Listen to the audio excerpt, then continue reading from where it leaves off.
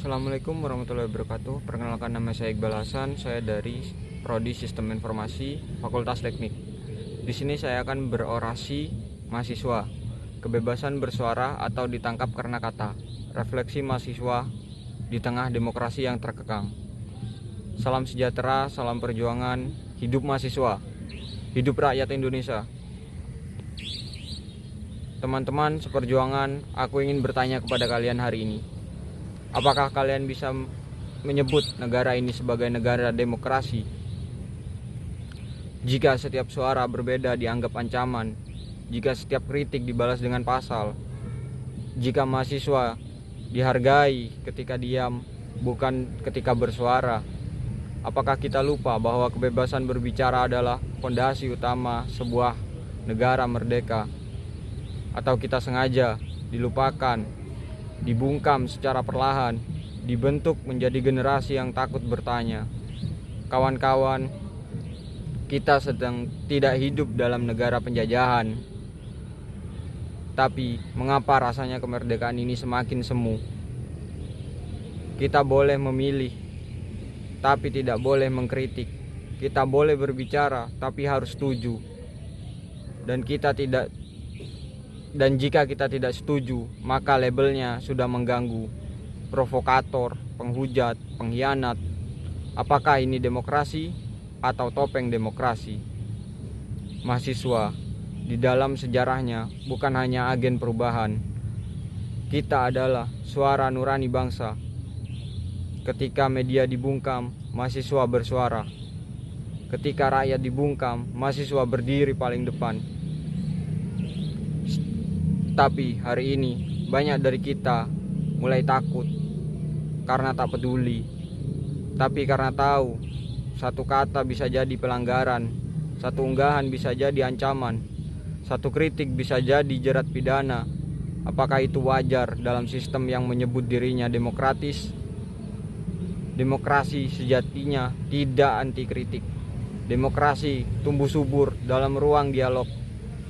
Dan ketika ruang mulai ditutup, ketika suara-suara alternatif dianggap bahaya, ketika kita sedang bergerak mundur, kita sedang kembali ke masa kelam, masa di mana kata-kata dibungkam, pikiran dikontrol, dan kebenaran dimonopoli.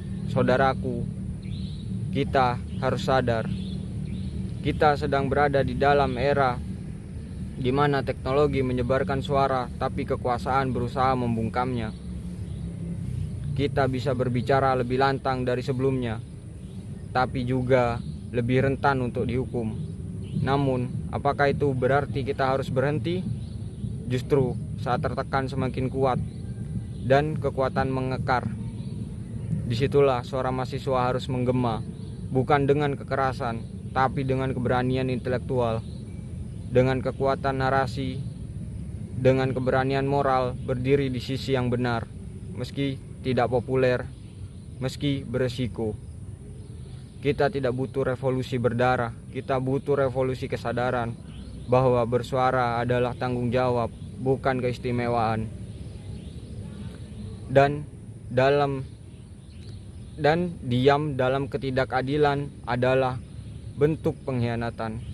Kawan-kawan, jika hari ini kita takut bersuara, maka esok kita akan dibungkam secara total. Jika hari ini kita dibiarkan pasal-pasal karet digunakan semena-mena, maka esok kita tidak akan lagi bisa bertanya. Jika mahasiswa kehilangan suaranya, siapa lagi yang akan menyuarakan jeritan rakyat? Siapa lagi yang akan menjadi penyeimbang kekuasaan? Akhirnya diizinkan aku untuk menutup orasi ini dengan satu kalimat: kebenaran tidak akan pernah mati selama masih ada berani mencakupnya. Mari kita jadi suara itu. Mari kita menyala kecil yang menerangi gelapnya demokrasi yang sedang dikekang. Karena kita bukan musuh negara, tapi kita cermin bagi mereka yang tak mau melihat kenyataan. Hidup mahasiswa, hidup kejujuran, hidup suara rakyat. tolak pembungkaman, tegakkan demokrasi. Wassalamualaikum warahmatullahi wabarakatuh.